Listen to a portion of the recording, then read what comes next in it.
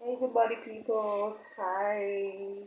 Yes, my name is Phoebe Lesson O. And if you're joining me this morning, I just decided to wake up and give us a few tips and few parenting advices on being an autistic parent. Okay, so for today, I want to talk about autistic children and schools we enroll them in, parents and schools we enroll our autistic children in. Please, if you're just joining me or you're watching my video for the first time, yes, it's a new channel. I decided to do this. Please follow, like, subscribe, and share this video. It might not be helpful to you, but it might be helpful to someone you understand. Thank you. So, I withdrew my child from school as at last. That was last 10. My son was not in school. Yeah, Nigerian schools and autistic children is something else. It's different. I don't know how they do it over there in the Western world, but here in Nigeria, I don't know how it's done that part of other African countries, but here in Nigeria is something else.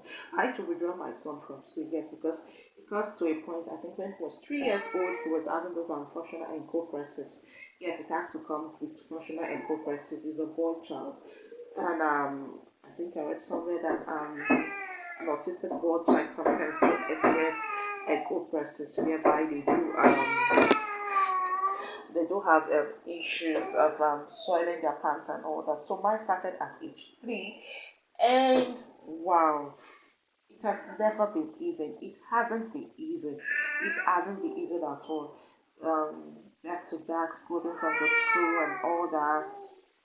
Yeah, it was just too much. There was a day the teacher was like, I had to even go to the school and tell them, please, this is the space we are in now.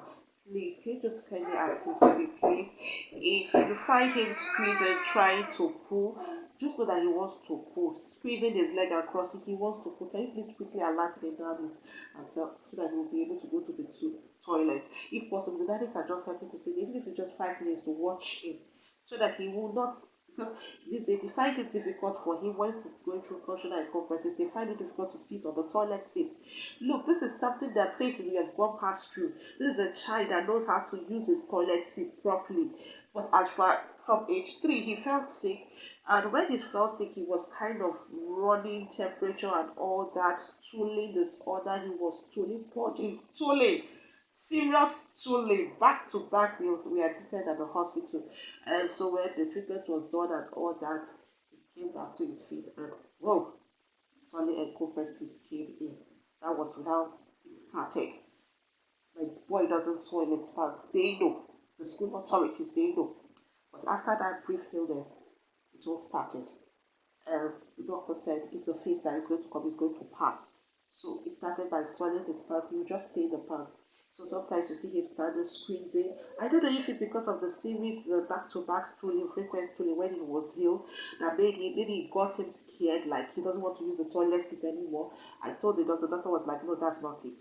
This is functional encopresis. It sometimes occurs in an autistic child. They normally have intestinal or indigestion problems. So it comes the phase that will come and it will still go. We just have to place him on therapies and all that. Yes, on therapies and some other treatment as well. So I had to please, you guys just have to help me. Met the school authority. No problem and all that. Today they will call. He saw himself. There was one that day he called me and was like, we don't want him to stain other children and all that. And I said, my boy can't do that. It's not possible. Israel cannot stain other children. It's not possible. Israel, someone, even when he saw himself, he will go to one corner and start, feeling guilty. And because it's not his fault, he's in pains. The child is in pains. It's not his fault. And so, as well, so I was like, please help me to do this. Help me to just watch it. No, it came to a point I even wanted to hire a nanny to the school, so that probably the nanny will be sitting with him or assisting him in school, and all that. There was a day the school authority called and they were like, "Oh, my son, and he doesn't like that. He doesn't want the nannies watching all the time. If they are stressed out, they will be stressed out and this and that. I said, I apologize. I understand. It comes with a lot of work. I know what I'm passing through at home. He saw himself one children, but if you'll be able to see him, if the class teacher will be able to see him before, because he normally gives signs. Once the student starts squeezing, just help me to drag him. Just know that he wants to go to the toilet. But I guess the class teacher is not attentive. But I won't blame her because my child is not the only one in the class. So she wouldn't want to give attention to one child, you understand? So I really don't blame any of them. And they came and the school called and told me that, today, I don't know, your son really, yesterday he did it, but today he saw himself, this, that. The whole water in the school is feeding because they've washed like 2, 3 times. I don't want to stress my nannies, this, that. I don't want them to feel tired, what. I don't want to stress them, like telling you your child is not the only child in the school, you understand? And that, oh, the funniest part of it was that when she told me that the water in their tank is finished because of my son, and I'm like, what? Full tank of water is finished for Israel. It's not possible now. How about it's not possible. If Israel even soil himself, he will soil himself just once in a day or twice in a day. And it's just soiling. He will not even, it's not that he will not even put the pool, he will just stay in the park and the pool just soil. Are you telling me that you finish your water in school is finished because of my son? That they want to pump the water? I laughed at that and I was like, please, ma, don't worry, I will withdraw my child. I just had to withdraw my child out of the school. I held him back. I said, okay, I told my husband, please, let's just continue therapy and also look for any affordable treatment, any treatment around that we can do, whatever we can do to help my son. That is just it. And I'm happy. He's 7 years old now, and we're getting out of it. Just imagine, since when he was 3, I was battling encopresis till now.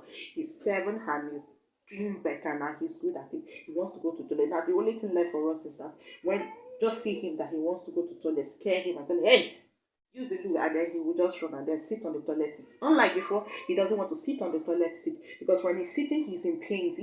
For him to pull, he'll be holding his penis, squeezing and holding his penis, trying to see. Then you need to see his face. His gesture is in pains just to pull. He's in pains. But we've gone past that stage now. He hardly squeeze anymore due to the therapies and treatment. He hardly squeeze anymore. So sometimes you just don't know, just want to get him, scare him to sit that it's no longer painful. Sit. As a child, you still felt that it might be painful, but it's no longer painful. Just sit down and just do your thing. And that's where we are. And once he just sits, tell him, come on, and start calming him down. And then before you know, he will release and then he will pull and stop him from holding his penis from squeezing with time we're getting used to it. And now I think he's doing better. He's not better. He doesn't soil himself anymore. As long as you see him, or he gives you the sign that he wants to go to toilet and I calm down, and then he will just do his business and go. He doesn't soil himself any longer. If not like then he can soil himself maybe 2 times in a day or 3 times. We just take the part. He will not put. He's holding the poo because it's painful. So you see him holding the poo, holding his penis, squeezing because he doesn't want to poo because it's painful. But now with treatment and therapy, it's all gone, and I think we're ready to go back to school. But I was telling my husband I wanted to enroll in the school closer to my workplace so that I'll be able to go on to check him. His siblings are still in the former school though. My husband was like, let him go back to his former school. And I'm like, no. I want him in a new school closer to where I work so that I'll be able to monitor him.